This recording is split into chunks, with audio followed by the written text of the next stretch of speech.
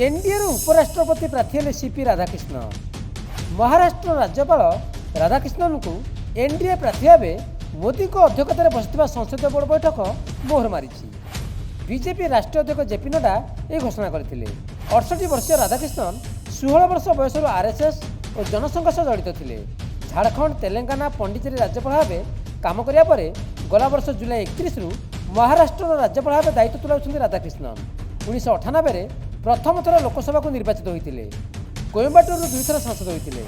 Tamil Nadu BJP सभापति भाव कार्य कर राधाकृष्णन। लिबरेशन हुआ, सभी के साथ चर्चा हुई, सुझाव मांगे गए और उसके बाद फिर ये तय हुआ कि हमारे उपराष्ट्रपति के प्रत्याशी के रूप में हमारे महाराष्ट्र के राज्यपाल श्री सीपी राधाकृष्णन जी, चंद्रपुरम पुन्नासामी राधाकृष्णन जी, उनको हम एनडीए का प्रत्याशी बनाएंगे और वो एनडीए के प्रत्याशी के रूप में रहेंगे।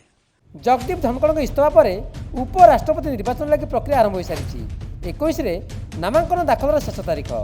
कांग्रेस अध्यक्ष खड़गे सह कथा होई राधाकृष्णन सपक्ष समर्थन मागिछन्ति राजनाथ सिंह। राधाकृष्णन ना घोषणा करी कांग्रेस डीएमके को चैलेंज कर एनडीए, कारण राधाकृष्णन तमिलनाडुर कोयम्बाटूर बासिंदा।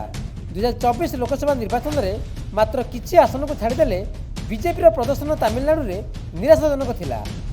बीजेपी साउथ कार्ड खेलिया परे एबे विरोधी इंडिया मेंट कहा मैदान को छाड़िबो ता उपर नजर।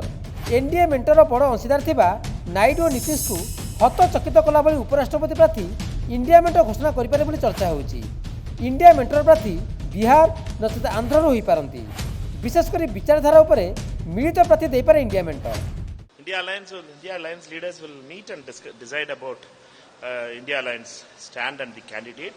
We all know that Mr. CP Radhakrishnan has a background of RSS, and he proudly wears that RSS badge. And he has been an MP from Tamil Nadu, and he has been a BJP president from Tamil Nadu. He has associations with Tamil Nadu, and he is a honorable governor now in Maharashtra. But his RSS links can't be forgotten. These jumlas doesn't work in Tamil Nadu. These are all jumlas of Amit Shah ji and Modi ji. That doesn't work in Tamil Nadu. Kharge Sahab is the leader of our opposition and the Congress president, and he will have a meeting with all the India Alliance partners. We always decide as a team, and the Congress party and the India Alliance will decide about what Rajnath Singh ji has conveyed to Kharge Sahab will be discussed in that meeting, and there will be a decision taken on that. संख्या गणित कहूँ मोट 786 इलेक्टोराल vote रु जितवा को 394 vote जरूरी। NDA पाखरे 427 सांसदों समर्थन होती। 582 लोकसभा सांसद और 240 राज्यसभा सांसद भोट देवे। लोकसभा एनडीए सह 293 और विरोधी सह 249 समर्थन रही।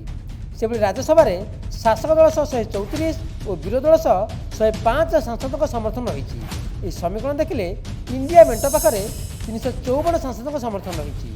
तेरे 133 सांसदों समर्थन ए निर्वाचन परिणति में निर्णायक साजिपारे। नंबर गेम देखिले एनडीए प्रार्थी जितवा निश्चित, कि बिना लड़ाई मैदान भी छाड़ा प्रस्तुत नुहे इंडिया मेंट। जगदीप धनखड़ भली मुखर राजनेता जगह एवं सौम्य और शांत स्वभावर राधाकृष्णन को प्रार्थी कर एनडीए। तेज इंडिया मेंट क्या राधाकृष्णन सह लड़ाइब तापर समस्त नजर। ब्यूरो इनपुट सह भक्तिलता बराल और प्रदीप नायकों रिपोर्ट, नक्षत्र न्यूज।